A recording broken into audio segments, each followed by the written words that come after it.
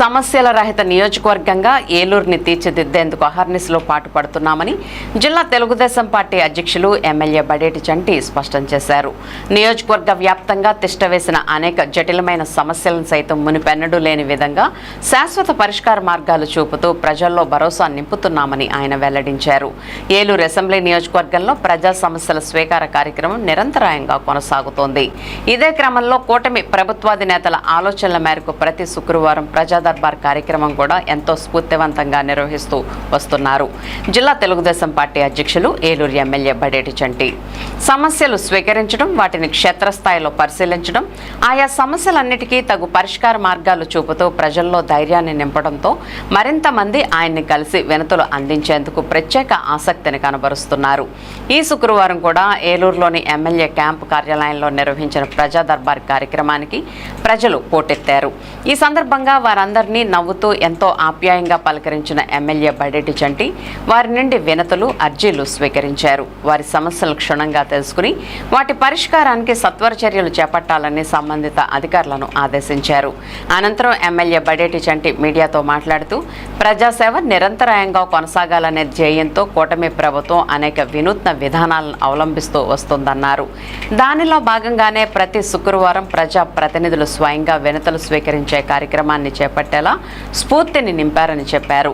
ఈ విషయంలో ప్రజల్లో భరోసాను, ధైర్యాన్ని నింపేలా బాధ్యతాయుతంగా ముందుకెళ్తున్నామని పేర్కొన్న ఎమ్మెల్యే బడేటి చంటి రానున్న రోజుల్లో పేదలకు మరిన్ని మేళ్లు చేకూర్చనున్నట్లు హామీ ఇచ్చారు. అలాగే టిట్కో ఇళ్ల నిమిత్తం గతంలో డీడీలు కట్టిన వారికి ఆ సొమ్ములను వెనక్కి చెల్లించే ప్రక్రియను కూడా ఎంతో సమర్థవంతంగా, బాధ్యతాయుతంగా నిర్వహిస్తున్నట్లు ఆయన స్పష్టం చేశారు.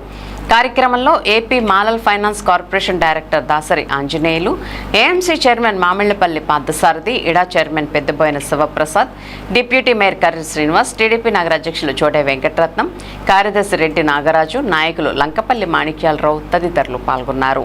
మరి గౌరవ ముఖ్యమంత్రి చంద్రబాబు నాయుడు గారు, పవన్ కళ్యాణ్ గారు, లోకేష్ గారు అందరూ కూడా ఆలోచించి నిర్ణయం తీసుకుంటున్న మీదట ప్రతి శుక్రవారం కూడా ప్రతి నియోజకవర్గంలో ఎమ్మెల్యే ఆధ్వర్యంలో డెఫినెట్గా ప్రజా గ్రీవెన్స్ అనేది జరగాలి.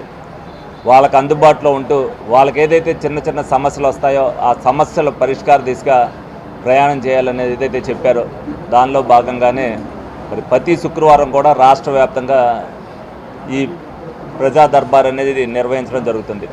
ఏలూరు నియోజకవర్గంలో నిరంతరం జరుగుతున్నప్పటికీ కూడా శుక్రవారం అనేక మంది, ఎందుకంటే రాష్ట్ర వ్యాప్తంగా మరి అది మీడియా ద్వారా అందరికి కూడా తెలుస్తుంది కాబట్టి వాళ్ళందరూ కూడా ఎక్కువ మంది శుక్రవారమే ఉంటుంది అనుకుని చాలామంది శుక్రవారం రావడం జరుగుతుంది. దానిలో భాగంగానే మా కూటమి నాయకులందరం కూడా ఇక్కడ ఏదైతే క్యాంప్ ఆఫీస్లో కూర్చుని వాళ్ళ సమస్యలు పరిష్కరించే దిశగా ప్రతి ఒక్కరం కూడా ప్రయత్నం చేయడం జరుగుతుంది. కొత్తగా ఏదైతే కొత్త పెన్షన్ల గురించి ఎక్కువ మంది, అదేవిధంగా ఏదైతే డిజేబిలిటీ సర్టిఫికెట్లు కొంతమంది పెట్టుకోవడం తెలియక కొంతమంది ఇంకా అవగాహన లేక కొంతమంది ఉన్నారు. వాళ్ళకి అవగాహన కల్పిస్తూ స్లాట్ ఓపెన్ అయినప్పుడు డిజేబిలిటీ పెన్షన్ల కోసం అప్లై చేసుకోవాలంటే ఆ సర్టిఫికేట్ ఉండాలనేది వాళ్ళకి చెప్పి వాళ్ళకి అవగాహన కల్పిస్తూ అవసరమైతే మా దగ్గర నుంచి కూడా అసిస్టెన్స్ ఇచ్చి ఓపెన్ అయినప్పుడు వాళ్ళకి చెప్తామని చెప్పి వాళ్ళ నెంబర్ నోట్ చేసుకోవడం కూడా జరుగుతుంది. అదేవిధంగా కొత్త పెన్షన్ రిలీజ్ చేయడం అనేది ప్రపోజల్ గవర్నమెంట్ దగ్గర పెండింగ్లో ఉంది. డెఫినెట్గా వితంతువులకు కానీ ఓఏబీలకు కానీ ఎవరికైతే పెన్షన్లు పెండింగ్లో ఉన్నాయో నియోజకవర్గానికి ఎంత శాతం పెన్షన్లు ఇవ్వాలనేది త్వరలోనే ఒక నిర్ణయం తీసుకుంటారు. ఆ నిర్ణయం తీసుకున్నాక వీళ్ళకి ఎవరికైతే ఇప్పుడు పీజీఆర్ఎస్లో అప్లై చేసుకున్నారో వాళ్ళందరికీ కూడా ఫోన్ చేయడం జరుగుద్ది. తప్పనిసరిగా వాళ్ళు రెండోసారి తిరగకోకుండా వాళ్ళకు కూడా మా నాయకులు చెప్తూ వాళ్ళ ఫోన్ నెంబర్ రాసుకుని మీకు ఎప్పుడు వచ్చేది మేము ఫోన్ చేసి చెప్తాం, అప్పటి వరకు మీరు రాలేదని చెప్తాం జరుగుతుంది. అదేవిధంగా టిట్కోకి సంబంధించి ఆల్రెడీ 1493 డీడీలు వాళ్ళకి అమౌంట్ రిటర్న్ చేయడం జరిగింది. 500 డీడీల్లో రెండో తప్ప ఇచ్చే దాంట్లో ఆల్మోస్ట్ ఆల్ రేపు ఎల్లుండితో అవి కూడా క్లియర్ అవ్వడం జరుగుద్ది. మళ్ళీ మూడో విడతకి 500 డీడీలు మళ్ళీ కూడా కలెక్ట్ చేస్తున్నారు.